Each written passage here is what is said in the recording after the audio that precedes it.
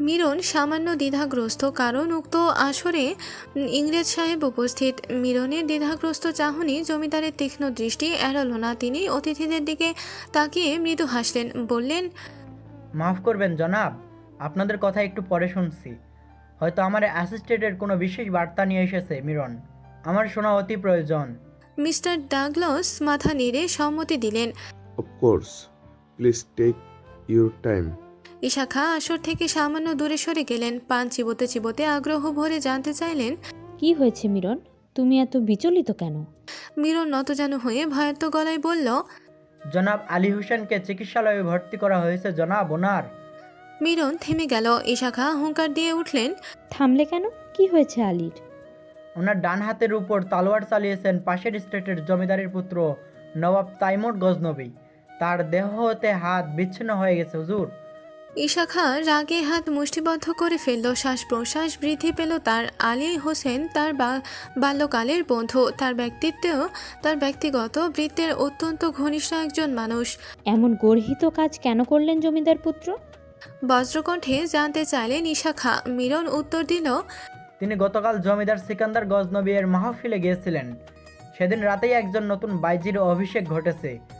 তার দিকে দৃষ্টি নিক্ষেপ করেছিলেন বলে জমিদার সিকান্দারের বড় পুত্র সকলের সামনে তলোয়ার দিয়ে তার হাত কেটে ফেলেছেন হুজুর। ঈশা খাঁর শরীর যেন মুহূর্তের মাঝে পাথরে পরিণত হলো। তার মুখের জ্যোতি সম্পূর্ণ বিলীন হয়ে গেল। ঘনিয়ে এলো অন্ধকার। রাগের অনল ভেতরটা পুড়িয়ে ছারখার করে দিচ্ছে তার। তিনি পুনরায় হুঙ্কার দিয়ে উঠলেন, বললেন, জনসম্মুখে আমার বাল্যকালের বন্ধুর প্রতি এমন ঘৃণিত আচরণ করা হয়েছে। জনসম্মুখে তাকে চরম অপমান করা হয়েছে। মিরন আগের মতোই মাথা নিচু করে রইল। আলী হোসেনের সাথে ঘটে যাওয়া ঘটনা ঈশা খাঁ ব্যক্তিগতভাবে গ্রহণ করলেন। এই ঘটনাটি সরাসরি তার সামাজিক মর্যাদাবোধে আঘাত হেনেছে। তাইমুর গজনবী কত বড় সাহস দেখিয়েছে ঈশা খাঁর বন্ধুকে সবার সামনে এভাবে অপমান করার। একজন জমিদারের সম্মানই হলো তার মূল পুঁজি। ঈশা খাঁর প্রাণপ্রিয় বাল্যকালের বন্ধুর প্রতি এহেন আচরণ তার সেই সম্মানকে ধূলিসাৎ করেছে। কত বড় স্পর্ধা! ঈশা খান রাগ নিয়ন্ত্রণ করতে না পেরে অস্ফুট বলে উঠলেন এবং সঙ্গে সঙ্গে মিরনকে নির্দেশ দিলেন, মিরন, এক্ষুনি জমিদার নবাব সিকান্দার গজনবীর নিকট আমার বার্তা প্রেরণ করো। আমার পক্ষ হতে জানাও, আমি অতি সত্বর তার সাথে বৈঠকে বসতে চাই। আমি এই স্পর্ধার কারণ তার সম্মুখে বসে জানতে চাই। এই অপমান আমি সহ্য করব না। প্রয়োজনে তার স্টেটে গিয়ে 10 জনের হাত কেটে নিয়ে আসব। আমি জমিদার ঈশা খাঁ। আমার সম্মানে একবার আঘাত হানলে আমি তার সম্মান বারবার গুড়িয়ে দেব। মিরন মাথা নুইয়ে তৎক্ষণাৎ আদেশ পালন করতে চলে গেল। ঈশা খাঁ ধীরে ধীরে পায়চারি করে অতিথিদের কাছে ফিরে এলেন। তার মুখে লেগে আছে শান্ত শীতল হাসি, অথচ সে হাসির আড়ালে লুকিয়েছিল রাজ্যের সমস্ত ক্রোধ আর প্রতিশোধের আগুন। সামান্য একজন বাইজির জন্য তার বন্ধুর হাত কর্তনের মতো ঘৃণ্য ঘটনাটি ঘটিয়েছেন গজনবীর পুত্র। এর জবাব তাকে দিতে হবে। রক্তের বদলে ঝরাতে হবে রক্ত। আকাশে তখন ছেয়ে আছে নিশ্ছিদ্র অন্ধকার। অর্ধচন্দ্রে জ্যোৎস্না মর্তের অস্পষ্টতা ঘোচাতে অসক্ষম। তারাগুলো যেন নিজেদের গুটিয়ে নিয়েছে মেঘের বিপরীতে। শুধুমাত্র চতুর্দিকে থেকে ভেসে আসছে ঝিঝি পোকার একঘেয়ে ডাক। বারান্দার থামের গায়ে লেপ্টে থাকা সতেজ জুঁই ফুলের তীব্র সুবাস ছড়িয়ে পড়ছিল গজনবী মহলে। জমিদার সিকান্দার গজনবীর শয়ন কক্ষটি গজনবী মহলের সবচেয়ে সুরক্ষিত কক্ষ এবং ঐশ্বর্যমণ্ডিত অংশও বটে। খিলানওয়ালা বিশাল ঘরটির মেঝে ছিল ভ্যানিস থেকে আনা মার্বেল পাথরে মোড়া, সর্বদা আলোর প্রতিফলিত খেলা করে মেঝেতে। কক্ষের ঠিক মাঝখানে পেল্লাই রূপার পালঙ্ক, তাতে পুরো মখমলের চাদোয়া ঝোলানো। পালঙ্কের 4টে কোণে লেগে আছে সূক্ষ্ম কারুকার্য খচিত হাতির দাঁতের কাজ। কক্ষের ডান পাশে অবস্থান করছে একটা বিশাল চন্দন কাঠের আলমারি। তাতে জমিদারের পূর্বপুরুষদের বহু মূল্যবান সামগ্রী রাখা আছে। তরবারি, বন্দুক আর শিকারের সামগ্রীগুলিও সেখানে সুসজ্জিত।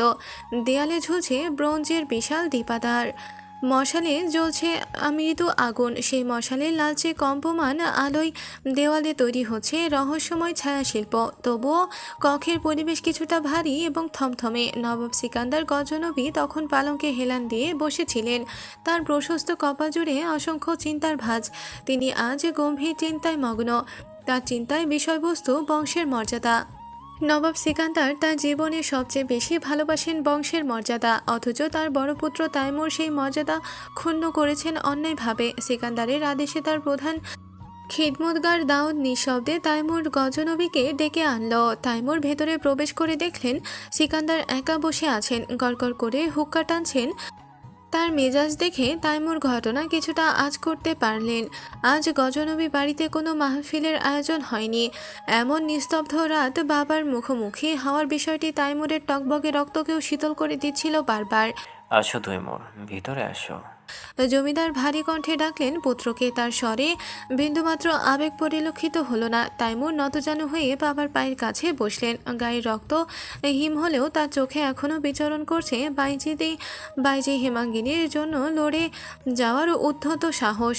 যদিও পিতার ভারী কণ্ঠস্বর সেই সাহসকে ভঙ্গুর করে তুলছিল, সিকান্দার সরাসরি তাইমুরের চোখে চোখ রেখে প্রশ্ন করলেন, আজ রাতে কেন কোনো মাহফিল বসেনি তা তুমি জানো? তাইমুর আগ্রহ না দেখিয়ে উত্তর দিল, অবশ্যই আপনার হুকুম হয়েছে পিতা, তাই আমি কারণ জিজ্ঞেস করার ধৃষ্টতা দেখাইনি। সিকান্দার চোখ মুখ শক্ত করে বললেন, কারণ জিজ্ঞাসা করার প্রয়োজন নেই তৈমুর, পুরো জমিদার বাড়িটাই গুমোট হওয়ার ভাসছে আজ মাহফিল না বসার কারণ। তাইমুর মাথা আরও নিচু করে নিমজ্জিত স্বরে বললেন, মাফ করবেন পিতা, কিন্তু বিষয়টি সম্পর্কে আমি অবগত নই। সিকান্দার তার পালঙ্ক ছেড়ে এক ঝটকায় উঠে দাঁড়ালেন। তার বজ্রকণ্ঠ কেঁপে উঠল গোটা মহল। আজ মাহফিল বসেনি কারণ আমার জমিদার বাড়ির ইতিহাসে তুমি একটি কলঙ্কজনক অধ্যায় রচনা করেছ। তাইমুর না জানার ভান বহাল রাখলেন, বিস্ফোরিত চোখে অটুট থেকে শুধালেন, আমার জন্য আমি কি করেছি পিতা? জমিদার সিকান্দার টেবিল থেকে একটি চিঠি তুলে নিলেন, এরপর সেটি ছুড়ে দিলেন পুত্রর পানে। এটা কি, পড়ে দেখো। চিঠিটা পড়তে শুরু করলেন তাইমুর, কিন্তু মুখে কিছু বললেন না, কুলো পেটে রইলেন। তার দৃষ্টি মার্বেলের মেঝের দিকে স্থির। পুত্রের এমন নীরবতা মেনে নিতে পারলেন না নবাব সিকান্দার। তিনি হুঙ্কার দিয়ে বললেন, তৈমুর, আমার মুখের দিকে তাকাও। তোমার কি একটা বড় মনে হচ্ছে না? তুমি গর্হিত অন্যায় করেছ। তুমি শুধু আমাদের অতিথি হাত কাটনি, তুমি আমার অভিজাতের গায়ে কালি লেপে দিয়েছ। পার্শ্ববর্তী স্টেটের মশহুর জমিদার ইশাখা এর ক্ষমতার শিখর অনেক দূর বিস্তৃত। তিনি তার প্রধান খিদমতগারকে দিয়ে আমার নিকট এই বার্তা প্রেরণ করেছেন। উক্ত ঘটনার কারণ জানতে চেয়েছেন। অতিথি তার ঘনিষ্ঠ বন্ধু, তার উপর তলোয়ার চালিয়ে তুমি শুধুমাত্র সেই অতিথিকে অপমান করনি, জমিদার ইশাখার আত্মমর্যাদার উপরে আঘাত এনেছ। একজন সামান্য বানজি, যার কিনা শুদ্ধ অভিষেক ঘটেছে, যার কদর ওই মাহফিলের বাইরে আর কোথাও নেই, তার জন্য তুমি এত বড় ঘটনা কিভাবে ঘটালে? তুমি মোর জবাব দাও। তাইমুর ধীরে ধীরে মাথা তুললে বললেন, পিতা, তিনি বায়াজি হিমাঙ্গিনীর দিকে কুদৃষ্টি দিয়েছেন, তার সাথে অসভ্যতা। সিকান্দার তাইমুরের কথা শেষ হতে দিলেন না, তাকে থামিয়ে দিয়ে বললেন, আমি জানি মাহফিল শেষে কি হয়েছিল, কিন্তু এমন পরিস্থিতি তুমি কিভাবে সামলাবে তার যথাসামান্য জ্ঞান থাকবে না? তুমি এই অঞ্চলের ভাবি জমিদার, তোমার হাতে আমি অতি শীঘ্রই এই অঞ্চলের শান্তি ও সম্মান তুলে দিতে চেয়েছি, আর তুমি কিনা তলোয়ার ধরেছ। সামান্যতম উত্তেজনা সামলাতে পারো না? তুমি জানো এই জাতীয় ব্যক্তিগণ ঘটনার রেশ ধরে দুই প্রতাপশালীর জমিদারের মধ্যে রক্তক্ষয়ী সংঘাতের সৃষ্টি হতে পারে। তাইমুরের চোখ উজ্জ্বল করে উঠল। তিনি হাত মুষ্টিবদ্ধ করে বললেন, আমি ভীরু নই পিতা। যদি জমিদার ঈশা খা তার ঘনিষ্ঠ বন্ধুর হয়ে প্রতিশোধ নিতে চান, যুদ্ধের ঘোষণা করেন, তবে আমি তার জন্য প্রস্তুত, কিন্তু নারীর সম্মান বিকিয়ে দিতে প্রস্তুত নই। এ নিয়ে আমি কোনো আপোষ করতে পারবো না। জমিদার সিকান্দার গজনবী চোখ বন্ধ করলেন। তিনি বুঝতে পারলেন পুত্রের মনের অবস্থা। তাইমুরের প্রতিটি শিরা উপশিরায় এখন বাইজি হেমাঙ্গিনীর মুগ্ধতা বহমান। সে এখন হেমাঙ্গিনীর মায়াজালে পরিপূর্ণভাবে আবদ্ধ। সিকান্দার বিস্মিত স্বরে শুধালেন, সামান্য একজন বাংজির জন্য তুমি যুদ্ধ চাও? তৈমুর, তুমি কি পাগল হয়ে গেছো? তাইমুর কঠিন গলায় উত্তর দিলেন, মাফ করবেন পিতা, আমার নিকট তারা সামান্য নয়। তারা নাকি শুধুমাত্র হেমাজ্ঞিনী? সিকান্দারের প্রতি প্রশ্নটি তীরের মতো আঘাত হানল তাইমুরের হৃদয়ে। তিনি সন্তর্পণে দীর্ঘশ্বাস ফেললেন, নীরবে রইলেন। সিকান্দারের দুই অক্ষি কোটর হতে তখনও শীতল ক্রোধ ঝরে পড়ছিল। তিনি থমথমে গলায় বললেন, তুমি যাও, তোমার কক্ষে ফিরে যাও। কাল ভোরে আমরা ঈশা খায়ের কাছে একজন দূত পাঠাবো, বৈঠকে বসবো। এই অঞ্চলের দায়িত্ব পাওয়ার আগে এরকম গুরুতর ভুল আর করবে না তৈমুর। তাইমুর মাথা নত করে কক্ষ ত্যাগ করলেন। সিকান্দার গজনবীর মনে তখন আসন্ন বিপদের অশনি সংকেত। তিনি জানেন ঈশা খাঁ ছেড়ে দেবার মানুষ নয়। উক্ত ঘটনার প্রতিশোধ তিনি নেবেন, অবশ্যই নেবেন। এছাড়াও তাইমুরের চঞ্চল মন হতে হেমাঙ্গিনীর প্রমত্ততা দূর করা প্রয়োজন। রাতের বিনোদনের জন্য বাইজি হেমাঙ্গিনীর মোহে মত্ত হলে কোনো সমস্যা ছিল না, কিন্তু তাইমুরের চোখে হেমাঙ্গিনীর প্রতি অনুরাগের তপ্ততা দেখেছেন সিকান্দার। এ হতে দেওয়া যাবে না। তিনি দীর্ঘ এক শ্বাস নিলেন, এরপর দাউদকে ডাকলেন। দাউদ নীরবে এসে মাথা নিচু করে দাঁড়ালো। দাউদ। সিকান্দার কণ্ঠে গম্ভীর চিন্তার ছাপ রেখে বলেন, আমাদের মহফিলে কিছু পরিবর্তন আনা বিশেষ প্রয়োজন। আমাদের জমিদার বাড়ির বাংজির অর্থাৎ বিলকিস সাহেবের দলটি অত্যন্তই দক্ষ, তবে মহফিলে নতুন মুখের প্রয়োজন। জমিদার পালঙ্কের তক্তপোষে হাত রেখে বললেন, তুমি এক কাজ করো, বাংলা এবং পার্শ্ববর্তী অঞ্চলের সকল নতুন ও নামকরা বাংজিদের আমন্ত্রণ পাঠাও। তাদের নামের ভঙ্গিমা এবং গানের সুর ও রূপের যেন মহফিলের ভিন্নতা দৃষ্টিগোচর হয়, এমন আয়োজন করো যাতে মহফিলে আকর্ষণ কয়েকশো গুণ বাড়ে। দাউদ বিনীতভাবে উত্তর দিল, হুজুরের আদেশ শিরোধার্য। ঠিক আছে, তুমি এখন যাও। উক্ত বিষয়টি প্রতিফলন যেন আমি আগামীকাল থেকে মহফিলে দেখতে পাই। দাউদ কুর্নিশ করে কক্ষ থেকে বেরিয়ে গেল। জমিদার সিকান্দার স্থির দৃষ্টিতে মশালের শিখার দিকে তাকিয়ে রইলেন। তার মনে এক অজানা সংখ্যা। পুত্রের মন ঘোরাতে না পারলে ঈশা খাঁ এর সাথে আসন্ন সংঘাতের চেয়েও বড় বিপদ মহলের দরজায় কড়া নাড়বে। বাইজি মহলে তখন মধ্যরাতে নিস্তব্ধতা জেগে বসেছে। মাহফিল নেই বলে বাইজিরাও আজ বেশ আয়েসে মত্ত। মৃদু গুঞ্জন ভেসে আসছে তাদের কক্ষ থেকে। হেমাঙ্গিনীর ঘরেও আজ বিরাজ করছিল নীরবতা। সে এখনও একটি ঘোরের মাঝে রয়েছে। তাইমুরের মুখমণ্ডল, চাহনি, বাচনভঙ্গি সবকিছুর মহিষে আজ আবৃত। দরজায় মৃদু টোকা পড়তেই হেমাঙ্গিনী বুঝতে পারল বিলকিস বানু এসেছেন। হেমাঙ্গিনী শোয়া থেকে উঠে বসলো। বিলকিস ঘরে প্রবেশ করলেন, হেমাঙ্গিনীর পাশে এসে বসলেন। বিলকিস বানু কৌতুক করে বললেন, কিরে বেটি, ক্যা হুয়া? জমিদার পুত্র তাইমুর গজনবীর সাথে মধ্যাহ্নভোজ সেরে এত উদাস হয়ে গেলি কেন? তার কথা মনে পড়ছে?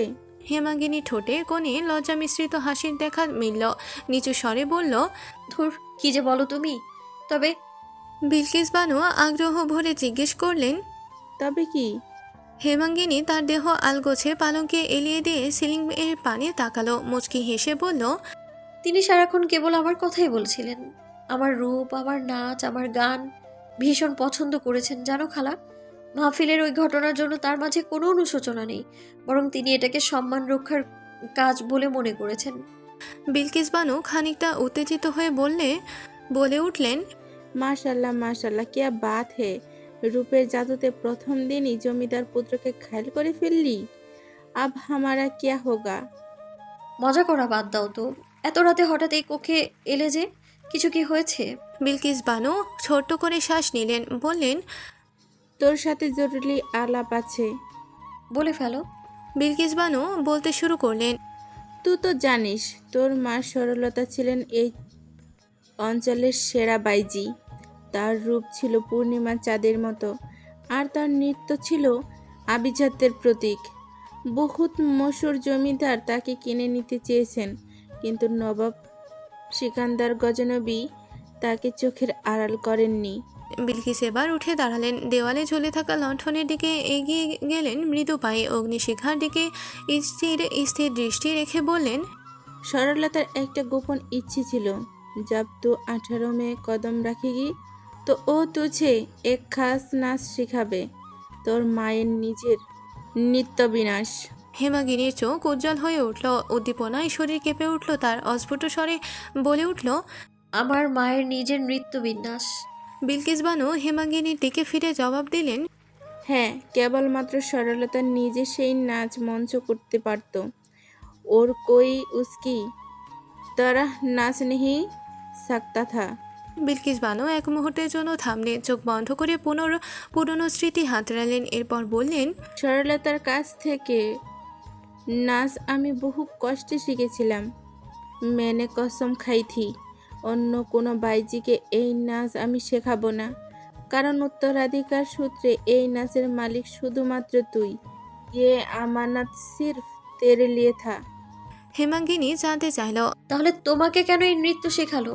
বিলকিস বানু মুখ ফিরিয়ে নিল, সামান্য ঢোক গিলে বলল, मुझे नहीं पता, लेकिन अब वक्त आ गया है, তোর সেই নাচ শিখতে হবে। আমি শিখবো খালা। আমার মায়ের বিশেষ নৃত্য আমি অবশ্যই নিজের মাঝে ধারণ করব। বিলকিস বানু হাসি মুখে বললেন, बेटी आज रातेই শেখাবো তোকে। আসমান মে আদি চাঁদ কি ঝলক है आज। তোর কামরার বারান্দায় যাব আমরা। কেবলমাত্র দুটি লণ্ঠন জ্বলবে, সেই লণ্ঠনের দপদপে আলো ছায়ার খেলাই তুই তোর মায়ের বিশেষ নৃত্য শিখবি। ये नाच तेरे फन की बुलंदी को और भी बढ़ा देगा, जो किसी और बाइजी में नहीं है। जल्दी कर बेटी, শুভ প্রহর শেষ হলো বলে। হেমাঙ্গিনী চোখ বন্ধ করল, অনুভব করল তার মায়ের আত্মা ছায়ারূপে প্রবেশ করছে তার অভ্যন্তরে। হেমাঙ্গিনীর কাছে এই নৃত্য কেবলমাত্র একটি শিল্প নয়, বরং নবাব তাইমুর গজনবীর মতো একজন প্রেমিকের আকর্ষণ ধরে রাখা এবং জমিদার বাড়ির সংঘাতপূর্ণ জীবনে টিকে থাকার অন্যতম অস্ত্র। বিলকিস বানু শরীরে যেন পুরনো দিনের মাহফিলের জৌলুস ফিরে এলো। তিনি হেমাঙ্গিনীর মুখোমুখি দাঁড়ালেন, তার চোখে মুখে কঠোর নির্দেশের আভাস, তবে কণ্ঠে ছিল মাতৃত্বের ছাপ এবং একজন প্রকৃত শিল্পীর আবেগ। হেমাঙ্গিনীও ছিল সম্পূর্ণরূপে প্রস্তুত। বিলকিস বানু গম্ভীর গলায় বললেন, বেটি এই নাচ শুধু শরীর দিয়ে নয়, রুহ দিয়ে নাচতে হয়। এই প্রথম ভঙ্গি হলো তোর তাকাতের ভঙ্গি। ভুল না মাত, তুই প্রথম দিনই নিজের রূপ দিয়ে, শিল্প দিয়ে জমিদার পুত্রের মন জয় করেছিস। तेरे अंदर कोई भी कमजोरी नहीं है। हाथे ऐसे ही उठा जैसे तूने सारा दुनिया को अपनी मुट्ठी में ले लिया। उठा हाथ। বিলকিস বানু নৃত্যের প্রথম ভঙ্গিটি নিজে করে দেখালেন। লণ্ঠনের আলোয় তার শরীরের থেকে ছায়াগুলো লম্বাটে আকার ধারণ করলো দেয়ালে। মনে হলো বিলকিস বানু ছায়াটি যেন হেমাঙ্গিনীর মা সরলতাকে মূর্ত করে তুলছেন। হেমাঙ্গিনী মনোযোগ সহকারে প্রতিটি ভঙ্গি আত্মস্থ করছিল। প্রথম ভঙ্গিটির মাঝে ছিল এক ধরনের আহ্বান, যেখানে দুহাত কপালে তুলে সম্মান জানানো হয়। এরপর সেই হাতজোড়া প্রসারিত করে যেন পৃথিবীর সব সৌন্দর্য নিজের কাছে টেনে আনা হয়। হেমাঙ্গিনীর শরীর তখনও উত্তেজনায় কাঁপছে, চোখে মুখে ফুটে উঠেছে এক ধরনের অদম্য প্রত্যয়। বিলকিস বানু এবার দ্বিতীয় ভঙ্গি দেখালেন, যার মানে প্রেম। তিনি বললেন, পা দুটোকে হালকা করে ফেল, যেন তুই বাতাসের উপর ভাসছিস। कमर को ऐसे हिला जैसे तेरे जिस्म की हर अंग में मोहब्बत और इश्क का तेज धारा बह रहा है। ये सिर्फ नृत्यर भंगी ना बेटी, प्यार की परछाई है। হেমাঙ্গিনী তার উস্তাদিনীর নির্দেশনা অক্ষরে অক্ষরে পালন করছিল। লণ্ঠনের দপদপে আলোয় তার ছায়া বারান্দার দেওয়ালে এক জীবন্ত চিৎকরের মতো ওঠানামা করছিল প্রতিনিয়ত। যখন সে ভালোবাসার প্রতিটি ভঙ্গিটি আয়ত্ত করল, তখন তার শরীরে নেমে এলো বিষাদ। এই নৃত্যের ভঙ্গিমায় যেন প্রকাশ পেল একজন প্রেমিকার অপ্রাপ্তি। বিলকিস বানু এবার গলাস্বর আরও গম্ভীর এবং কঠিন করে বললেন, अब आखिरी भंगी।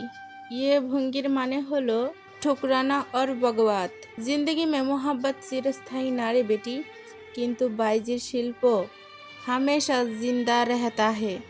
इसलिए दोनों हाथ माथार ऊपर ने, एरपर बर्ज की रफ्तार से नीचे निये आए। जिस्म को तेज घुमाकर पेछने चले आए, যেন তুই हमेशा निजेर अनुभूति के प्रत्याख्यान करते प्रस्तुत। अपने जज्बात से बगवात ही तुझे आज़ादी का मौजा देगी बेटी। হেমাঙ্গিনী এই শেষ ভঙ্গিটির করার সময় তার চোখে এক গভীর দৃঢ়তার দেখা মিলল। দুটি লণ্ঠনের টিমটিমে আলোয় তার নিত্যরত ছায়াটি দেখে মনে হলো সেই ছায়া তীব্র স্থির গতিতে ঘুরছে। শেষ পর্যায়ে সেটি রয়ে গেল একাকী, কিন্তু স্থিত হলো অত্যন্ত শক্তিশালী এক রূপে। হেমাঙ্গিনী যেন নাচের মাধ্যমে বুঝে গেল প্রত্যাখ্যান এবং বিদ্রোহের মাঝেই স্বাধীনতা লুকিয়ে আছে। বিলকিস বানুর চোখ দুটি চকচক করে উঠল। তার মনে হতে লাগলো সেই ছায়া যেন হেমাঙ্গিনীর নয়, তার ঘনিষ্ঠ বান্ধবী সরলতার। বিলকিস বানু তৃপ্তির হাসি হাসলেন, চোখে পানি নিয়ে চিৎকার করে বলে উঠলেন, সাব্বাস সাব্বাস বেটি, বিলকুল সহি। এই নৃত্যকে তুই আজ জীবনে দিলি। সে রাতে গগনের আর্ধচন্দ্র যেন সাক্ষী হয়ে রইল একজন বাইজির হৃদয়ের গভীরতম আকাঙ্ক্ষা, তার শিল্প এবং জন্মগত অধিকারের গল্পের। রৌপ্যপাত্রে বাসমতি চালের পোলাও আর কংসের বাটিতে খাসির রেজালা থেকে ধোয়া বেরোচ্ছে। তবুও সিকান্দার গজনবীর খাসমহলের আবহাওয়া আজ বরফের মতো শীতল, যেন হিমালয়ের উপর থেকে ভেসে আসা উত্তরের হাওয়া এসে জড়ো হয়েছে এই কামরায়। এই শীতলতার মাঝেও দুই জমিদারের চোখের চাহনি যে অনল খেলা করছে, তার উত্তাপ যেন এক নিমিষেই হিমালয়ের বরফ গলিয়ে দিতে সক্ষম। বিশাল মেহগনি কাঠের টেবিলে এক প্রান্তে বসে আছেন জমিদার নবাব সিকান্দার গজনবী। তার ঠিক মুখোমুখি অবস্থান করছেন ইশাখা। ইশাখার শরীরে ভাষায় বাঘের মতো ক্ষিপ্রতা লক্ষণীয়। তিনি স্থিরভাবে বসে আছেন ঠিকই, তবে মনে হচ্ছে সুযোগ পেলে যে কোনো মুহূর্তে শিকারের ওপর অর্থাৎ সিকান্দারের ওপর ঝাঁপিয়ে পড়বেন। খাবারের প্লেটগুলো সাজিয়ে রেখে গেল খাদেমরা। ইশাখা নীরবতা ভাঙলেন, ভারী কণ্ঠের সাথে কঠোরতা মিশিয়ে বললেন, সিকান্দার সাহেব, আপনার বাবরচিরা রন্ধনশিল্পে বেশ ভালো, কিন্তু আফসোস আপনার বড় পুত্রর আদব কায়দার বিষয়ে এ কথা বলতে পারছি না। সিকান্দার গজনবী অত্যন্ত ধীরে স্থিরভাবে ইশাখা এর গেলাসে শরবত ঢেলে দিলেন। তার গালের কোণে দৃশ্যমান এক চিলতে হাসি। যদিও উক্ত পরিস্থিতির সাথে এ হাসি বড্ড বেমানান, কিন্তু তিনি শান্ত গলায় বললেন, আমাদের বংশে আদব আছে বলেই তো মেহমানদের মধ্যভোজনের দাওয়াত দিয়েছি খাস সাহেব। পেট ক্ষুধা থাকলে কিন্তু মাথায় রাগ বেশি চড়ে। অনুগ্রহপূর্বক আগে কিছু মুখে তুলুন। ইশাখা টেবিলের ওপর রাখা ছুরিটা হাতে তুলে নিলেন, আঙুলের ফাঁকে ফাঁকে ছুরিটা দিয়ে খেলা করতে লাগলেন। ধাতব বস্তুটি শব্দে কামরার পরিবেশ যেন আরও থমথমে হয়ে উঠল। সামান্য বাঁকা হাসি গালে ঝুলিয়ে তিনি বললেন, আমার তরোয়ারটা আজ বড্ড ক্ষুধার্ত সিকান্দার সাহেব। আমার বাল্যকালের ঘনিষ্ঠ আলী হোসেন আজ শয্যাশায়ী। তার এই অবস্থার কারণ আপনার গুণধর পুত্র তাইমুর গজনবী। আপনার বাড়ির অন্ন মুখে দিই কী করে বলুন তো? সামান্য একজন নর্তকী একজন বাইজির দিকে হাত বাড়ানোর অপরাধে জমিদারের অতিথির হাত কেটে নেওয়া হয়? এ কেমন বিচার সিকান্দার সাহেব? আপনি নাকি গজনবী এস্টেটে এখন বাইজিদের ইজ্জত মেহমানদের প্রাণের চেয়েও দামি? সিকান্দার সরাসরি ইশাখার চোখের দিকে তাকালেন। তার চোখে ভয়ের লেশমাত্র নেই কোনো অনুশোচনা। তিনি বরং তিনি কৌতুক করে বললেন, খাস সাহেব, আপনি ভুল করছেন। অপবাস তো এর সমাধান হতে পারে না। তাছাড়া আপনার বন্ধু আমার অতিথি ছিলেন সত্যি, কিন্তু তিনি ভুলে গিয়েছিলেন সেই মুহূর্তে তার অবস্থান ছিল গজনবীর মহফিলে, কোনো সস্তা সরাইখানায় নয়। হেমাঙ্গিনী আমার মহফিলের আস্থিতা, আমার মহফিলের নতুন শোভা। তার অনুমতি ছাড়া শরীর স্পর্শ করা মানে তাদের অসম্মান করা। বাংজিরা আমার খানদানের অংশ, আমার মহফিলের সৌন্দর্য। আমার বড় পুত্র এই অঞ্চলের ভাবী জমিদার নবাব তৈমুর গজনবী রক্তপিপাসা নয়, সে শুধু আমার মহফিলের আশ্রিতাদের সম্মান রক্ষা করেছে। ইশাখা এবার রাগে ফুঁসতে লাগলেন। টেবিলের ওপর সজোরে এক হাত চাপড়ালেন। ঝনঝন করে উঠল রূপার বাসনগুলো। সম্মান রক্ষা করার দোহাই দিয়ে আপনি আমার বন্ধুত্বের পঙ্গুত্বকে জায়েজ করার চেষ্টা করছেন। শুনুন, আমি এসেছি রক্তের বদলা নিতে। রক্তের বদলা রক্ত দিয়েই শোধ হয়, তা বোধ হয় আপনার অজানা নয়। এটাই দস্তর। হয় আপনার ছেলেকে আমার হাতে তুলে দিন, অথবা প্রস্তুত হন। আমার কামানের মুখ আপনার এই বিশাল মহলের দিকে ঘোরাতে বেশিক্ষণ লাগবে না জনাব। গজনবী মহলের পরিস্থিতি এখন ভীষণ উত্তপ্ত। রক্ষীরা দরজায় হাত চেপে দাঁড়িয়ে আছে, ইশারা পেলেই কোষমুক্ত হবে তলোয়ার। কিন্তু সিকান্দার গজনবী অদ্ভুতভাবে শান্ত। তিনি নিজ হাতে বাটি থেকে বিশাল এক টুকরো হরিণের মাংস ইশাখার প্লেটে তুলে দিলেন। মুখের দীপ্তি বজায় রেখে বললেন, যুদ্ধ তো চাইলে করাই যায় খাস সাহেব। আপনার কামানের গর্জনে আমার এই মহল হয়তো ধুলোয় মিশে যাবে। আবার আপনার জমিও হয়তো আমার আশ্রয়ীরা দখল করে নেবে, কিন্তু তাতে লাভ হবে কাদের? ইংরেজ বণিকদের। তারা এই পরিস্থিতির সুযোগ নেবে। তার চেয়ে বরং আপনি ঠান্ডা মাথায় ভাবুন, অনুগ্রহ করে আহার শুরু করুন। এবার সিকান্দার সামান্য ঝুঁকে এলেন ঈশা খাঁয়ের সামনে, অতি নিমজ্জিত স্বরে বললেন, একজন লম্পট বন্ধুর জন্য কি আপনি দুটি বিশাল অ্যাসিস্ট, হাজার হাজার প্রজার সর্বনাশ ডেকে আনবেন খাঁ সাহেব? নাকি আলী হোসেনের চিকিৎসার সমস্ত ভার এবং ক্ষতিপূরণ হিসাবে আমার উত্তরের আমবাগানটি গ্রহণ করে বন্ধুত্বর হাত বাড়াবেন? ঈশা খাঁ মুহূর্তের জন্য স্তব্ধ হয়ে গেল। সিকান্দার খুব কৌশলে তাকে প্যাঁচে ফেলেছেন। এখন যদি বন্ধুত্বকে গ্রহণ না করে তিনি আক্রমণকে বেছে নেন, তবে তার পরিচিতি মিলবে নেমক হারামি হিসেবে। আবার আপোষ করলে বন্ধুর প্রতি ঘটে যাওয়া গর্হিত অপরাধের প্রতিশোধ নেওয়া হবে না। ঈশা খাঁ দাঁতে দাঁত চেপে মাংসের টুকরোটি মুখে পুরলেন, আলগোছে চিবোতে চিবোতে বললেন, সিকান্দার সাহেব, আপনার জিহ্বা তরোয়ালের চেয়েও ধারালো। আজ আমি আপনার অন্ন গ্রহণ করলাম, তাই তলোয়ার আজ নিজ কোষেই রইল। কিন্তু মনে রাখবেন, এই ঋণ আমি শোধ করে দেব। উত্তরের আমবাগান আমি নেব আলীর চিকিৎসার জন্য। তবে এই অপমানের দাগ অতি সহজে মুছবে না। নবাব সিকান্দার গজনবী তৃপ্তির হাসি হাসলেন। তিনি জানেন আসন্ন বিপদ কেটে গিয়েছে। উচ্ছ্বাসিত স্বরে গ্লাস উঁচিয়ে তিনি বললেন, ভবিষ্যতের কথা ভবিষ্যতে তোলা থাক। রেজাল্টটা জুড়িয়ে যাচ্ছে খাঁ সাহেব, আপাতত এর স্বাদ নেন। ঈশা খাঁ আহার সম্পূর্ণ করলেন, তবে তার চোখে লেগেছিল অসমাপ্তির গল্প। খাওয়ার পর্বর চুকতে না চুকতেই সিকান্দার গজনবী তার শেষ চাল চালেন। তার ঠোঁটের কোণে ফিরে এলো রহস্যময় হাসি। তিনি জানতেন শিকারের সামনে টোপ ফেলার এখনই মোক্ষম সময়। সিকান্দার পানির বাটাটা ঈশা খাঁ এর দিকে এগিয়ে দিতে দিতে বললেন, তবে খাঁ সাহেব, দান খয়রাত তো ভিক্ষুক কিংবা ফকির মিসকিনদের গ্রহণ করে। আপনি বীর জমিদার নাম ঈশা খাঁ, 12 ভূঁইয়াদের সমতুল্য আপনার তেজ। ঘনিষ্ঠ বন্ধুর চিকিৎসার ভার না হয় আমি নিলাম, তবে ক্ষতিপূরণ হিসেবে ওই উত্তরের বাগানটি এমনি এমনি দিয়ে দিলে কি আপনার শানে মানাবে? মানুষ বলে বেড়াবে ঈশা খাঁ গজনবীরদের দয়ায় জমি বাড়িয়েছে। বিষয়টা কি মর্যাদাহানিকর নয়? ঈশা খাঁ পানির খিলিটা হাতে নিয়ে সামান্য থমকে গেলেন। সিকান্দারের খোঁচাটি তার পৌরসে আঘাত হানল। তিনি কুঞ্চিত ভ্রু নিয়ে তাকালেন সিকান্দারের মুখ ফানে, শুধালেন, কি বলতে চান স্পষ্টভাবে বলুন।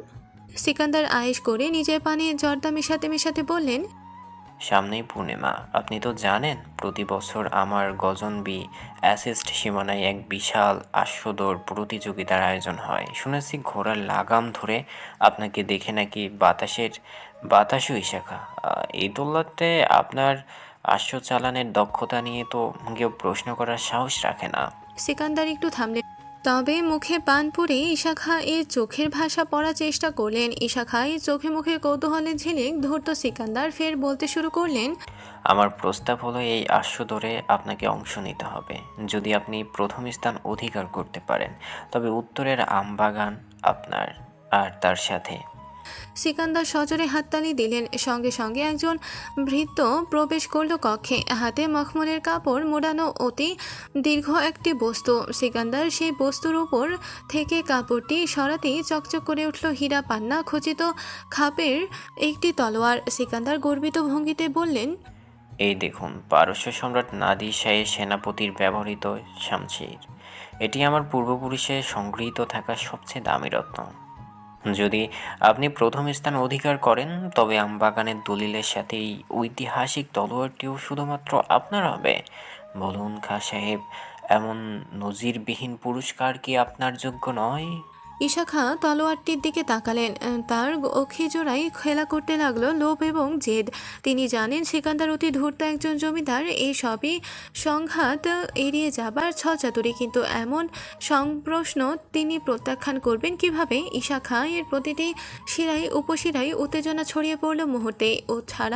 এছাড়া ঘোড়ার পিঠে তিনি অপরাজয়। নিজের দক্ষতার উপর এই অন্ধবিশ্বাস তার অহংকারের ন্যূনতম শিকড়।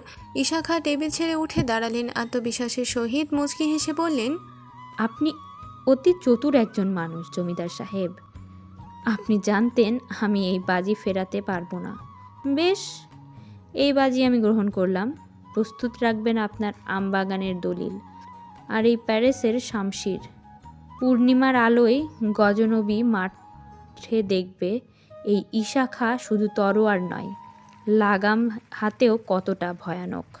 সিকান্দার নিজেও উঠে দাঁড়ালেন, মাথা নত করে অভিবাদন জানালেন, শ্রদ্ধা সুরে বললেন, আপনার সাহস অতি প্রশংসনীয়, তবে মনে রাখবেন গজনবীর ঘোড়ারাও কিন্তু কম যায় না। চলি সিকান্দার সাহেব, মধ্যাহ্ন ভোজের জন্য ধন্যবাদ। ইশাখা শতম্ভে ঘর থেকে বেরিয়ে গেলেন। তার ভারী পায়ের আওয়াজ মিলিয়ে যাওয়ার পর সিকান্দার গজনবী নিজের চেয়ারে ধপ করে বসে পড়লেন। তার চোখের সেই কৌতুক মিলিয়ে গেল। সেখানে খেলা করতে লাগলো দক্ষ শিকারীর চোখের তীক্ষ্ণতা। পাশ থেকে দাউদ বিচলিত কণ্ঠে বলে উঠল, হুজুর মাফ করবেন, তবে ঈশা খাঁ তুখোর আশ্রয়রোহী। উনি জিতলে তো সর্বনাশ। আমবাগান আর ওই অমূল্য তলোয়ার দুটোই হাতছাড়া হবে। সিকান্দার শান্ত গলায় বললেন, দাউদ, আমি জানি শাখা তুখোর আশ্রয়ী, কিন্তু তুমি তৈমুরের দক্ষতায় প্রশ্ন করো না। ঈশাখাকে বাজির নেশায় ভূত করে রাখাটাই ছিল আমার মূল উদ্দেশ্য। নেশাগ্রস্ত মানুষ আর অন্ধ মানুষের মাঝে কোনো তফাৎ থাকে না। পূর্ণিমার রাত আসতে দাও, তখন দেখা যাবে কার ঘোড়া আগে দৌড়ায় আর কার ঘোড়া হোঁচট খায়। সিকান্দারের উচ্চ স্বরে হেসে উঠলেন। সেই হাসি দেখে দরদর করে ঘামতে লাগলো দাউদ। গজনবীর মাহফিলে আজ যেন নব জৌলুসের বান এসেছে। শত শত মোমবাতি আর পারস্য থেকে আনা নতুন বেলোয়ারি ঝাড়বাতির আলোয় শ্বেত পাথরের মেঝেতে খেলা করছে রামধনু। মাহফিলের বাতাসে ভাসছে দামি কস্তুরি আতরের সুঘ্রাণ আর সদ্য ফোটা গোলাপের মদির সুবাস। সেই সুবাস যেন বয়ে বেড়াচ্ছে আসন্ন এক অজানা নাটকের উত্তেজনা। হল ঘরের পেছনে রয়েছে ছোট্ট আরেকটি কক্ষ। সে কক্ষের পর্দার আড়ালে দাঁড়িয়েছিল হিমাঙ্কিনী। আজ নিজেকে বারবার দর্পণে দেখছিল সে। তার পরনে গাঢ় নীল রঙের বেনারসি ঘাগরা, সাথে মিশে আছে সোনালি সুতোয় নিপুণ কারুকাজ। সে কারুকাজ যেন আকাশের লক্ষ তারকারাজির অস্তিত্ব বহন করছে। গলার জড়ানো হীরা আর পান্নার ভারী গহনা প্রতিনিয়ত তার ফর্সা ত্বকে দুতেই ছড়াচ্ছে, তবে তার অলংকার ও চোখের দীপ্তির সাথে পাল্লা দিতে পারছে না। হিমাঙ্গিনী আজ গত রাতের সেই গোপন শিল্প, মা সরলতার সেই বিশেষ নৃত্য মাহফিলে প্রথমবারের মতো প্রদর্শন করবে। তার বিশ্বাস, এই নাচের জাদুতেই সে তাইমুরকে বাঁধবে চিরতরে। পৃথিবীর কোনো শক্তি সেই বাঁধন ছিন্ন করতে পারবে না। পাশ থেকে বিলকিস বানুর গর্বের সহিত হেমাঙ্গিনীর জীবক আলতো করে ছুঁলেন, উর্দু মিশিয়ে বললেন, তৈরি থাক বেটি, আজ তোর মায়ের রূহ যেন তোর মাঝে ভর করে। মাহফিলের প্রতিটি অতিথি যেন টের পান আসল নর্তকী কাকে বলে। যদিও মাহফিলের পরিবেশ আজ কিছুটা ভিন্ন, মূল মসন্দে জমিদার সিকান্দার গজনবী বসে আছেন রাজকীয় ভঙ্গিমায়। তার হাতে সেই সোনার আস্তরণে মোড়ানো হুকর নল। পাশে বসে আছেন পুত্র তাইমুর। তাইমুরের চোখ আজ সেদিনের মতো শান্ত নয়, কিছুটা চঞ্চল। বারবার আনমনা হয়ে এদিক ওদিক খুঁজছেন তার হৃদয়ের নারীকে। তার সেই চঞ্চলতা, তার এই চঞ্চলতা অধীর আগ্রহে কেবলমাত্র হেমাঙ্গিনীর জন্য। এমন সময় তলবার বোল থামিয়ে সিকান্দারের ইশারায় দাউদ এগিয়ে এসে ঘোষণা করল, আজকের মাহফিলে আমাদের বিশেষ আয়োজন সুদূর দিল্লি থেকে আগত রূপ ও গুণের এক অনন্য সংমিশ্রণ, বাঙ্গাজি সিমরান। করতালিতে মুখরিত হলো গোটা হলঘর। তাইমুরের ভ্রু সামান্য কুঞ্চিত হয়ে পুনরায় স্বাভাবিক হয়ে গেল। এই মাহফিলের নিয়মকানুন সম্পর্কে সে এখনও সম্পূর্ণ অবগত নয়। হয়তো বাইজিদের নতুন মুখ মাহফিলের তুলে ধরাও আভিজাত্যের প্রতীক। মহলের প্রধান দরজা দিয়ে সিমরান প্রবেশ করতেই উপস্থিত সকলের চোখের চুম্বকের মতো আটকে গেল। সিমরানের রূপ যেন আগ্নেয়গিরির গলিত লাভা। গায়ের রং জ্বলজ্বল করছে কাঁচা সোনার মতো। পরনে টুকটুকে লাল পেশোয়াজ। তার হাঁটার প্রতিটি ছন্দে ছড়িয়ে পড়ছিল মাদকতা। প্রতিটি নিক্কণ যেন উপস্থিত পুরুষদের হৃৎপিণ্ডের স্পন্দন। সিমরান যখন মঞ্চের মাঝখানে এসে কুর্নিশ করল, তার চোখের চাহনিতে শীতল স্রোত বয়ে গেল সকলের বুকে। এই চাহনির বিপরীতে যেন পলক ফেলাও নিষিদ্ধ অপরাধ। জমিদার পুত্র তাইমুর এতক্ষণে কিছুটা অন্যমনস্ক ছিলেন, তিনিও সোজা হয়ে বসলেন। সিমরানের সৌন্দর্য অস্বীকার করার সাধ্য কোনো পুরুষের নেই। তাইমুর একজন বুঝদার মানুষ, সৌন্দর্যের কদর সে বোঝে। মৃদু মাথা নেড়ে সিমরানের উপস্থিতির প্রশংসা করতে পিছু হটলেন না ভাবি জমিদার। তবে তার বুকের ভেতর ধরফর করে উঠল না। সেই ধরফরানি একমাত্র হেমাঙ্গিনীর জন্য বরাদ্দ। কাজে অক্ষিজোড়া সিমরানের ওপর নিবদ্ধ থাকলেও মন পড়ে রইল হেমাঙ্গিনীর আগমনের অপেক্ষায়। যন্ত্র সঙ্গীতের মূর্ছনা শুরু হলো। সেতার আর সারেঙ্গির যুগলবন্দিতে সিমরান তার নৃত্য শুরু করলো। প্রথম কয়েক মুহূর্ত সব ঠিক ছিল। চিরাচরিত কত্থক আর মচুরার মিশেল। সহসা সিমরান তার হাত দুটি মাথার উপর তুলল। তার শরীরে মোচড় এবং চোখের ভাষায় ফুটে উঠল এক অদ্ভুত ক্ষমতার বহিঃপ্রকাশ, যেন গোটা পৃথিবীকে সে হাতের মুঠোয় পুরে নিচ্ছে। আর তার মুখভঙ্গিতে প্রকাশ পেল সেই চিরচেনা অহংকার, যে অহংকার গতকাল রাতে বিলকিস পুরে দিয়েছিলেন হেমাঙ্গিনীর নতুন নৃত্য কলায়। পর্দার আড়াল হতে বিলকিস বানু সবটা দেখলেন। তার হাত থেকে পানির দাবরটা মুহূর্তেই খসে পড়ল। ঝনঝন শব্দে গড়গড়ি খেতে লাগলো মেঝেতে। সেই শব্দে ঢাকা পড়ে গেল বাদ্যযন্ত্রের ধ্বনিতে। বিলকিস বানু পাথরের মূর্তির মতো জমে গেলেন। তার চোখ কোটর থেকে বেরিয়ে আসার উপক্রম। তিনি অস্ফুটে কাপা গলায় বলে উঠলেন, ইয়া খুদা, এ কিভাবে সম্ভব? এ তো সরলতার গোপন নৃত্য বিনাশ, সরলতার আমানত। এই বাইজির নৃত্যের গোপন ভঙ্গি শিখল কই থেকে? হেমাঙ্গিনীও নিজের চোখে বিশ্বাস করতে পারছিল না। সিমরান ঠিক একই লয়ে সেই ছন্দে পা ফেলছে, যে ছন্দ গত রাতে সে বহু সাধনায় আয়ত্ত করেছে। সিমরানের প্রতিটি মুদ্রায় সরলতার ছায়া লেপ্টে ছিল। হেমাঙ্গিনীর মনে হলো তার পায়ের নিচে থেকে ক্রমশ মাটি সরে যাচ্ছে। সে যে নিত্য অস্ত্র উত্তরাধিকারী সূত্রে শুধুমাত্র তার জানার কথা, যে নিত্য অস্ত্র দিয়ে সে তাইমুরের মনকে চিরকাল নিজের প্রতি আবদ্ধ করবে বলে ভেবেছিল, সে নৃত্য সম্পর্কে সিমরান জ্ঞাত হলো কিভাবে? হেমাঙ্গিনীর মনে হলো সব যেন তার দু চোখের সামনে লুট হয়ে যাচ্ছে। এক অদৃশ্য হাহাকার দলা পাকিয়ে উঠল তার গলার কাছে। মঞ্চে তখন সিমরান নাচের শেষ ভঙ্গিটিতে চলে এসেছে। প্রত্যাখ্যান এবং বিদ্রোহ। সেই জরির গতিতে শরীরটিকে ঘুরিয়ে হাঁটু গেড়ে বসে পড়ল। তার হাত জোড়া এমনভাবে নিক্ষিপ্ত হলো যে সে সমস্ত জগতের প্রেমকে অস্বীকার করছে। চোখে মুখে ফুটে উঠল তীব্র অবজ্ঞা এবং স্বাধীনতা জয়ের স্বাদ। পুরো মাহফিলে তখন বিরাজ করছে পিনপত নীরবতা। আচমকা গোটা হলঘর মুখরিত হয়ে পড়ল দীর্ঘ করতালিতে। নবাব সিকান্দার গজনবীও উল্লাসে চিৎকার করে উঠলেন, বললেন, বাহ বাহ, সুবহানাল্লাহ, কি সুন্দর মনোমুগ্ধকর নৃত্য পরিবেশন। সিকান্দারের চোখ জোড়া চকচক করতে লাগলো, যেন তিনি কোনো অমূল্য রত্ন খুঁজে পেয়েছেন। তাইমুরও মুচকি হেসে হাততালি দিলেন। সিমরানের দক্ষতা অসাধারণ, তা অস্বীকার করার মতো নয়। তবে তার চোখ জোড়া আটকে গেল পর্দার আড়ালে থেকে বেরিয়ে আসা হেমাঙ্গিনীর পানে। তাইমুর স্পষ্ট দেখতে পেলেন হেমাঙ্গিনীর দেহ কাঁপছে, তার চোখে জল। প্রেমিক পুরুষের মন বড় সজাগ হয়। সিমরানের এই আগ্রাসী সৌন্দর্য, তার দক্ষতায় হেমাঙ্গিনীও নিজেকে তুচ্ছ ভাবছে কিনা এই আশঙ্কা তাইমুরকে অস্থির করে তুলল। সিমরানের রূপের আগুনে চেয়ে যে হেমাঙ্গিনীর চোখের জলের দাম তার কাছে ঢের বেশি।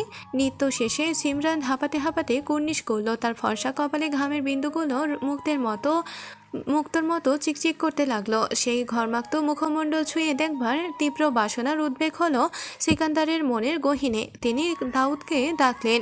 গলার স্বর তো নিচু স্বরে ভারী গলায় বললেন, দাউদ বাইজি, সিমরান শুধু নৃত্যপটীশী নয়, তার মাঝে আমি এক বন্য হরিণ তেজ দেখতে পেয়েছি। আজ রাত আমি তার সান্নিধ্য কাটাতে চাই। তাকে আমার খাস কামরায় পাঠানোর ব্যবস্থা করো। তবে সিকান্দার একটু থামলেন, দীর্ঘশ্বাস ফেলে বললেন, মনে রেখো, কোনো জবরদস্তি নয়। তার যদি কোনো আপত্তি থাকে তবেই তাকে এটাও জানিও, সেকেন্দার গজনবীর শয্যাসঙ্গী হওয়ার উপহার হিসাবে সে যা চায় তাই পাবে। এক্ষেত্রে কোনো কার্পণ্য নেই আমার। দাউদ মাথা নিচু করে বলল, জি হুজুর, এখনই ব্যবস্থা করছি। সিমরানের পর অন্য বাইজিরা মাহফিল জমাতে ব্যর্থ হলেন, কাজেই মধ্যরাতে মাহফিল শেষ হয়ে গেল। তাইমুর নিজের আসন ছেড়ে উঠে দাঁড়ালেন। হল ঘর ত্যাগ করার আগ পর্যন্ত আগত অতিথিদের মুখে শুধুমাত্র সিমরানের প্রশংসাই অশ্রবণগোচর হলো তার। তাইমুর ম্লান হাসলেন। আগত অতিথিদের তার ভীষণ বলতে ইচ্ছা করছে নিঃসন্দেহে চমৎকার নৃত্য। সিমরান আগুনের মতো দীপ্ত, তপ্ত ও দীপ্তিময়, তবে মনে রাখবেন আগুন কেবল পোড়াতে জানে। কথাগুলো বলার অদম্য ইচ্ছে মনে পুষে রেখে দ্রুত পা বাড়ালেন তাইমুর। উদ্দেশ্য নিজের বিলাসবহুল কক্ষ নয়, বাইজি মহল। হেমাঙ্গিনীকে হলঘর ছেড়ে ছুটে বেরিয়ে যেতে দেখেছেন তিনি। নবাব তাইমুর গজনবীর দ্রুত পায়ে হেঁটে চললেন বাইজি মহলের দিকে। প্রহরীরা তাকে দেখেও না দেখার ভান করে রইল। ছোট হুজুরের মেজাজ সম্পর্কে তারা অবগত। তাইমুরের চোয়াল ইস্পাতের মতো শক্ত, তার মনের ভেতর চলছে তোড়পাড়। হেমাঙ্গিনী বোধহয় নিজেকে পৃথিবীর সবচেয়ে অসুখী আর ব্যর্থ নারী ভাবছে।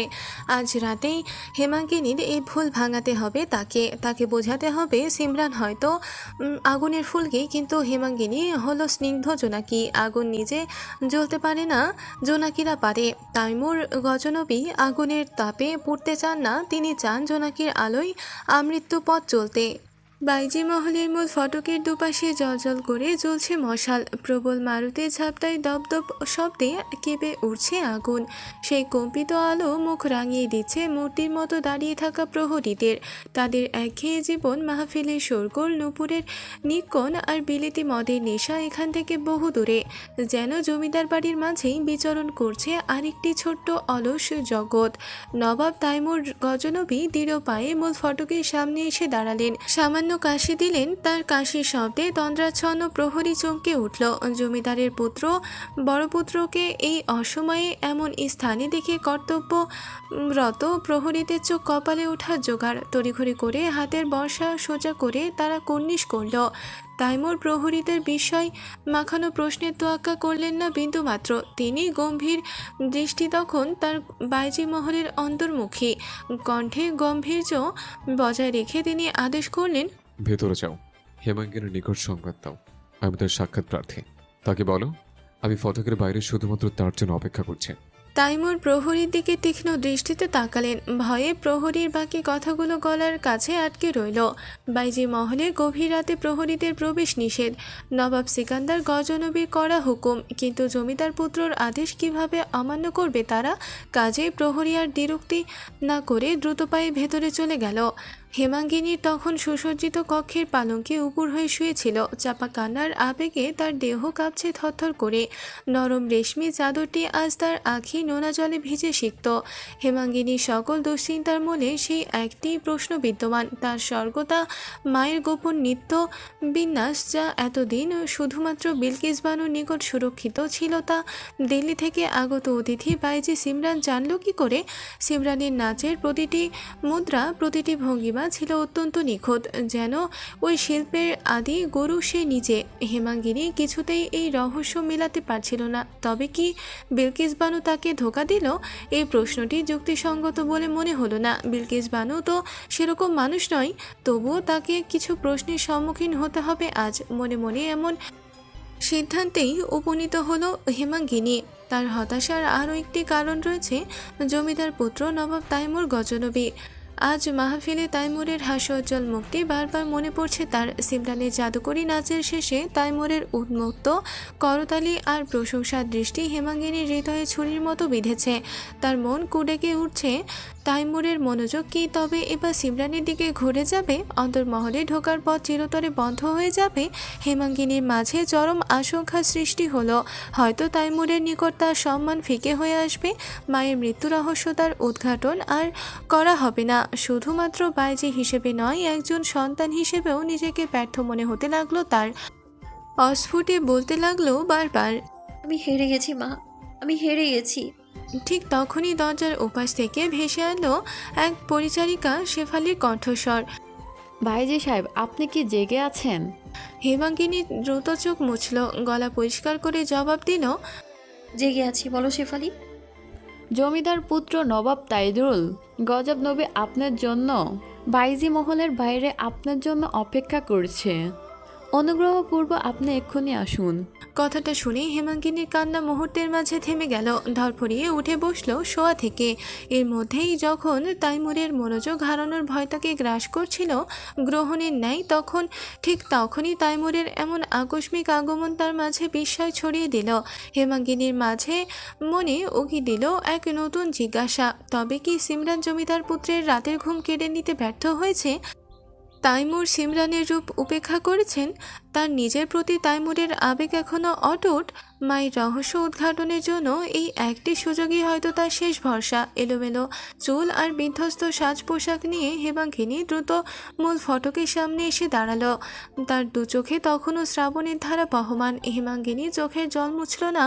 তার মনে হলো আজ তার তাইমুরের সামনে লুকানোর কিছু নেই। তার সবচেয়ে বড় অস্ত্র, তার মায়ের গোপন নৃত্যকলা আজ অন্য কেউ প্রদর্শন করে হাততালি কুড়িয়েছে। সে এখন রিক্ত, একেবারে নিঃস্ব। হেমাঙ্গিনীকে দেখা মাত্র তাইমুর এক পা এগিয়ে এলেন, কিন্তু কুঞ্চিত ভ্রু সমেত থমকে দাঁড়ালেন তার হৃদয়ের রানীর মুখপানে চেয়ে। আলো আধারের খেলায় হেমাঙ্গিনীর অশ্রু সজল চাহনি দেখে তাইমুরের মনে হলো পৃথিবীর সমস্ত হীরা জহরত এক পাল্লায়, আর হেমাঙ্গিনী নরম গালবে গড়িয়ে পড়া এক ফোঁটা অশ্রু অন্য পাল্লায় রাখলে অশ্রুর ওজনই বেশি হবে। সেই হেমাঙ্গিনী অতি কাছে এসে দাঁড়ালো, ব্যাকুল স্বরে শুধালো, আপনি কাঁদছেন কেন বাজি সাহেবা? হেমাঙ্গিনী নিজের ঈর্ষাকে চাদরে ঢেকে কম্পিত স্বরে বলল, হুজুর, এত রাতে আপনি বাইজি মহলের বাইরে কি করছেন? অন্দরমহল ছেড়ে আমার মতো নিভে যাওয়া প্রদীপের কাছে কেন এসেছেন? এ যে বড়ই অশোভনীয়।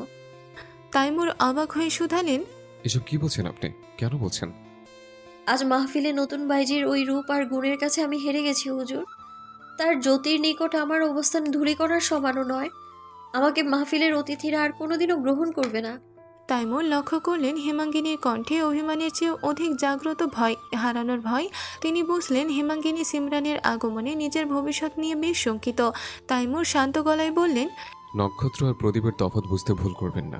প্রদীপের তেল ফুরলে দীপ্তি হারিয়ে যায়, কিন্তু নক্ষত্র চন্দ্রের অনুপস্থিতিতেও সে জ্বলতে থাকে।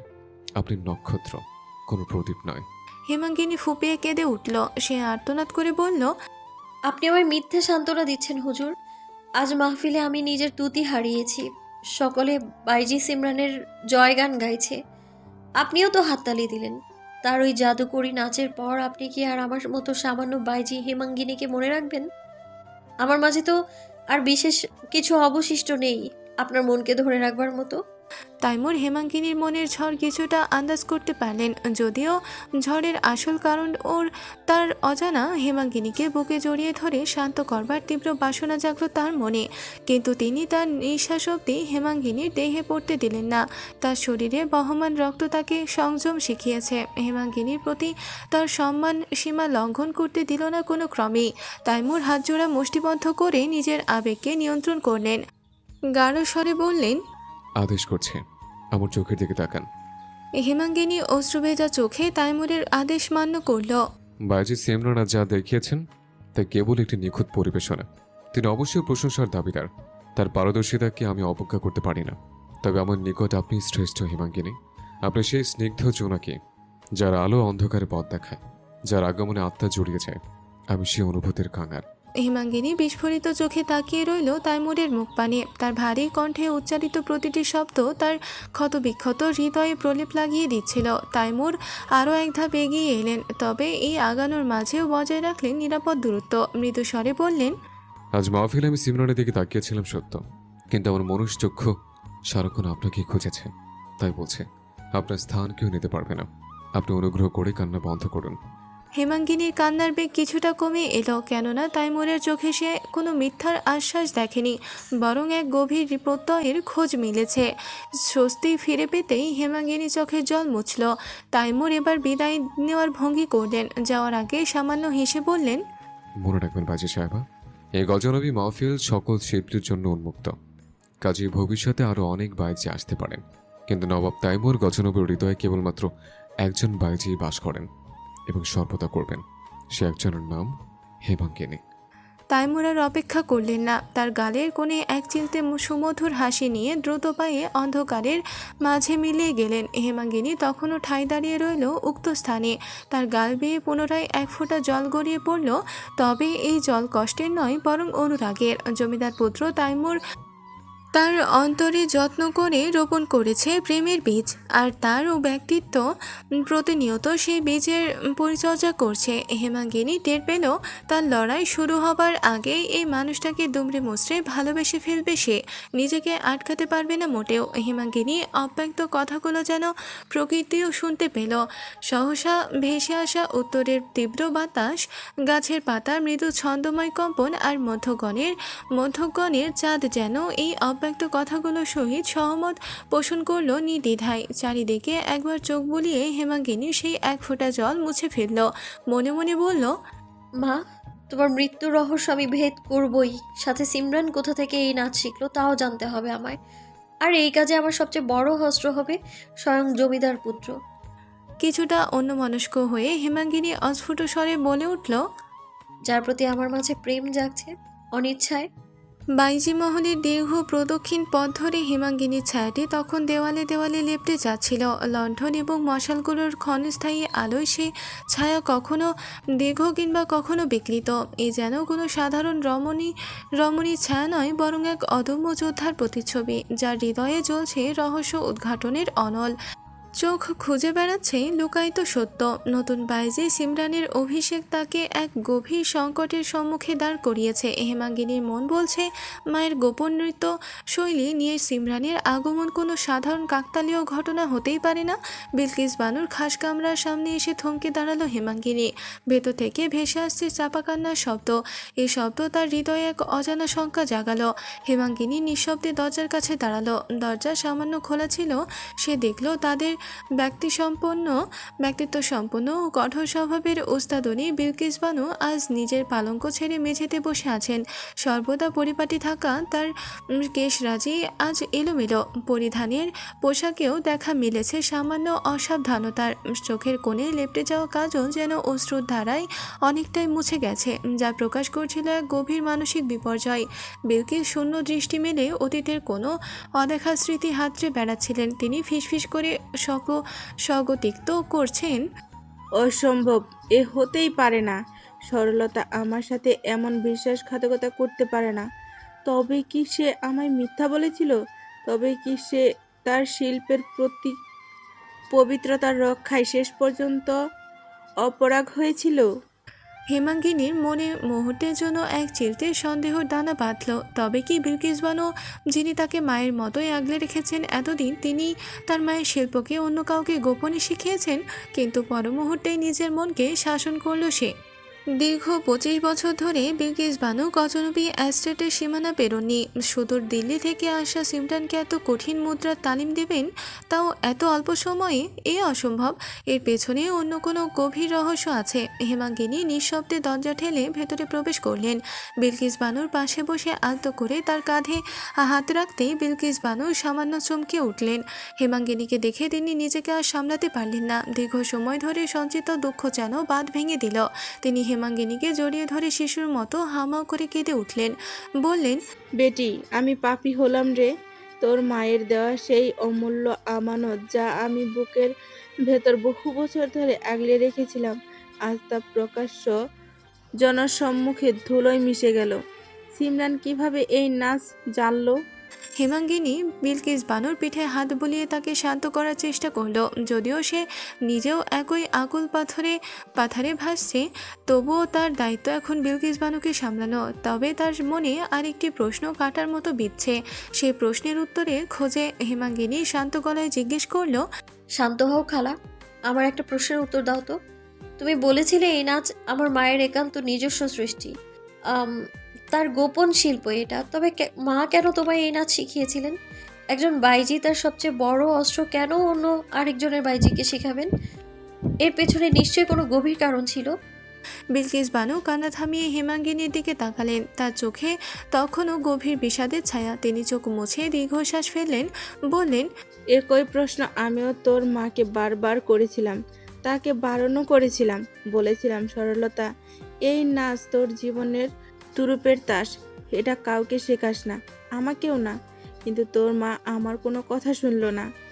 বিলকিস বানু তার অতীতের স্মৃতিতে ফিরে গেলেন। তার কণ্ঠস্বর আরও বেদনাপূর্ণ হলো। সরলতা সর্বদা বলতো আমি তার প্রাণের সখী। এই বাইজি মহলের ষড়যন্ত্র, ঈর্ষা আর হিংসার মাঝে সে একমাত্র আমাকেই বিশ্বাস করত। হয়তো ওর মনে কোনো কুসংখ্যা ছিল, হয়তো সে তার আসন্ন বিপদ আজ করতে পেরেছিল, তাই চেয়েছিল তার অবর্তমানে কেউ যেন অন্তত এই শিল্পকে অবিনশ্বর করে বাঁচিয়ে রাখুক। সরলতা আমায় দিয়ে শপথ করিয়ে নিয়েছিল, বলেছিল আমি যদি বেঁচে না থাকি তবে তুই আমার সন্তানকে এই গোপন নৃত্যকলা শেখাবি। বিলকিস, তোর মা আমার কাঁধে এই গুরু দায়িত্ব চাপিয়ে দিয়েছিল বেটি। বিলকিস বানুর কথায় যথেষ্ট আবেগ ছিল বটে, কিন্তু তা হেমাঙ্গিনীর তীক্ষ্ণ বুদ্ধিকে তুষ্ট করতে পারল না। প্রাণের সখী হলেও কেউ নিজের অতি গোপন শিল্প এভাবে অন্যের হাতে তুলে দেয় না। আর যদি তার মা আসন্ন বিপদ সত্যি বুঝতে পেরেই বিলকিস বানুকে এই শিল্প শিখিয়ে থাকেন, তবে সুদূর দিল্লি হতে আগত ওই সিমরানের নাচেও কেন একই অবিনশ্বর ভঙ্গিমা বিরাজমান? এই শিল্পের সাথে সিমরানের যোগসূত্র ঠিক কোথায়? হেমাঙ্গিনী দীর্ঘশ্বাস ফেলল। তার মনে সন্দেহ আরও ঘনীভূত হলো। হয় বিলকিস বানু সবটা জেনে শুনে আত্মরক্ষার জন্য কিছু একটা গোপন করেছেন, অথবা তার মায়ের মৃত্যু, এই গোপন নাচ আর সিমরানের আগমন সবকিছুর মাঝে এক অদৃশ্য জটিল সুতোয় বাধা আছে। আর এই সুতো কেবলই বিপদ ও রহস্যের জাল বিস্তার করছে। হেমাঙ্গিনীর বিলকিস বানুর হাতটা নিজের হাতের মুঠোয় পুরে নিল। তাকে সান্ত্বনা দিতে লাগলো। সহসা ঘরের কোণে জ্বলতে থাকা তেলের লণ্ঠনটা তেলের অভাবে দপ করে নিভে গেল। অন্ধকার মুহূর্তের মাঝেই গোটা কক্ষকে গ্রাস করল, যা নিয়ে এলো এক প্রতীকী বার্তা। হেমাঙ্গিনী, তোমার সম্মুখের বা অন্ধকার পথটা আরও দীর্ঘ, আরও রহস্যে ঘেরা, আরও বিপদ সংকুল। সত্যের সন্ধানে তোমায় এই অন্ধকার পথ হাতড়ে চলতে হবে। গজনবীর সুবিশাল মহলের মেহমানখানা সংলগ্ন প্রশস্ত কক্ষটিতে তখনও উৎসবের রেশ লেগে আছে। কক্ষের একপাশে রাখা ভারী রূপোর রেকাবিতে থরে থরে সাজানো ছিল ফলমূল, মিষ্টি এবং সুগন্ধি পানীয়, যা সাধারণত জমিদার বাড়িতে সম্মানিত অতিথিদের জন্য পরিবেশন করা হয়। দিল্লি থেকে আগত বাইজি সিমরান তার দল নিয়ে সেই কক্ষে বিশ্রাম নিচ্ছিলেন। দলের অন্যান্য বাইজিরা রাতের খাবারের শেষে হালকা আলোচনায় মগ্ন। যুবতী সিমরান একটি রেশমি গালিচার ওপর হেলান দিয়ে বসেছিলেন। তার চোখে মুখে তখনও লেগে আছে অভাবনীয় সাফল্যের ঘোর। যদিও তার দেহ সামান্য ক্লান্ত, কিন্তু মন ছিল সতর্ক এবং সজাগ, যেন সে অপেক্ষার প্রহর গুনছে এক বিশেষ মুহূর্তের। ঠিক তখনই কক্ষের দ্বারে পদধ্বনিত শোনা গেল। দরজার পাশে এসে দাঁড়ালেন জমিদার সিকান্দার গজনবীর প্রধান খিদমতগার দাউদ। দাউদের চেহারা ছিল গুরু গম্ভীর। তাকে দেখে উপস্থিত সকলের গুঞ্জন থেমে গেল। সবাই সতর্ক হয়ে উঠল। দাউদ বিনম্রভাবে কক্ষের মাঝখানে এসে দাঁড়ালেন এবং সিমরানের দিকে সামান্য ঝুঁকে অভিবাদন জানালেন। সাহেবা, হুজুর সিকান্দার গজনবীর হুকুম হয়েছে। তিনি ব্যক্তিগতভাবে চান আজকের রাতের এই শুভক্ষণটি আরও কিছুক্ষণ স্থায়ী হোক। সিমরান মৃদু হেসে পান পাত্র হাতে নিল। তার এই শান্তভাব দলের অন্যান্যদের মধ্যে কৌতূহল বাড়িয়ে তুলল। তারা জানতো এই আহ্বান কিসের ইঙ্গিত। হুজুরের এই রাজকীয় আমন্ত্রণ আমাকে ধন্য করলো জনাব। তা হুজুর, এই অধিনাকে কিসের জন্য স্মরণ করেছেন তা নিয়ে কিছুটা সন্দিহান। পরিষ্কার করে বলা যাবে কি? দাউদ এবার সরাসরি আসল কথাটি বলল, তবে অত্যন্ত নম্র ও বিনীতভাবে। হুজুর চেয়েছেন আজকের রাতটি যেন আপনি তার খাস কামরায় অতিবাহিত করেন, তবে তিনি কোনো জবরদস্তি চান না। যদি আপনার কোনো আপত্তি কিংবা অনীহা না থাকে তবে তিনি আপনার উপস্থিতি কামনা করেছেন। তিনি আপনার বিনয় এবং সম্মতির জন্য অধীর অপেক্ষায় মগ্ন। সিমরান জানে কোনো প্রভাবশালী বাইজির সঙ্গে নবাবের সম্পর্ক তৈরি হওয়াটাই যেন এক অলিখিত নিয়ম। যদিও দাউদের বাক্যবাণী যে কোনো জবরদস্তি ছিল না, তবে এর পেছনে লুকিয়ে ছিল নবাবের তীব্র বাসনা, যা উপেক্ষা করা অনুচিত। সিমরানের দলের অন্যান্য বাইজিরা নিঃশ্বাস বন্ধ করে তাকিয়ে রইল। তারাও জানে উক্ত প্রস্তাব প্রত্যাখ্যান করা মানে জমিদারের বাসনাকে অবজ্ঞা করা, কিন্তু তাদের দলনেত্রী সিমরান পূর্বেও বহু প্রভাবশালী জমিদারকে প্রত্যাখ্যান করেছেন। আজ কি করবেন তা জানার ইচ্ছা জাগলো তাদের মনে। সিমরান তার পানপাত্রর কিনারা ধরে ধীরে ধীরে ঘোরাতে লাগলেন। তার চোখ জোড়া ছিল নিমগ্ন, যেন সে পানীয়ের মধ্যে তার ভবিষ্যতের ছবি দেখছে। অতি দ্রুত নিজে মনে কিছু হিসেব কষে নিল সে। এই জমিদার বাড়ির মাহফিলে নিজের স্থান পাকাপোক্ত করবার চেষ্টা তার বহু বছরের। তবে গজনবী জমিদার বাড়ির নিজেদের মহলের বাইজিদের দিয়েই এতকাল মাহফিল মাতিয়েছেন। ওদিকে প্রতিশোধের তীব্র বাসনা সিমরানকে গড়ে তুলেছে একজন খ্যাতিমান বাইজি হিসেবে। উদ্দেশ্য একটাই, যদি গজনবী মহল থেকে কোনোদিন আমন্ত্রণ পাঠানো হয়। এত বছর পর ভাগ্য তার সহায় হয়েছে। আজ রাতে জমিদারের সাথে ঘনিষ্ঠ হওয়া মানে প্রতিশোধের পথে এক অনিবার্য পবিত্র পদক্ষেপ গ্রহণ করা। এই সান্নিধ্যকে সে গর্বের সহিত মেনে নেবে। সিমরান মুখমণ্ডলে ধীরে ধীরে ফুটে উঠল প্রসন্ন হাসি। সে গালিচা ছেড়ে উঠে দাঁড়ালো, মিষ্টি স্বরে বলল, হুজুরের এই আহ্বান আমার মতো সামান্য শিল্পীর জন্য পরম সৌভাগ্য। আমি মনে করি একজন শিল্পীর সর্বোচ্চ প্রাপ্তি হলো তার পৃষ্ঠপোষকের হৃদয়ে স্থান পাওয়া। পায়চারি করে সামান্য সামনে এগিয়ে আসলো সিমরান। দেওয়ালে ঝুলতে থাকা দামি লণ্ঠনের মৃদু আলোয় ঝলকিত হলো তার রূপ। গালে হাসি ঝুলিয়ে বলল, আমার কোনো আপত্তি নেই, বরং আমি কৃতজ্ঞ। আমি হুজুরকে জানাতে চাই তার এই আমন্ত্রণকে আমি সাদরে গ্রহণ করেছি।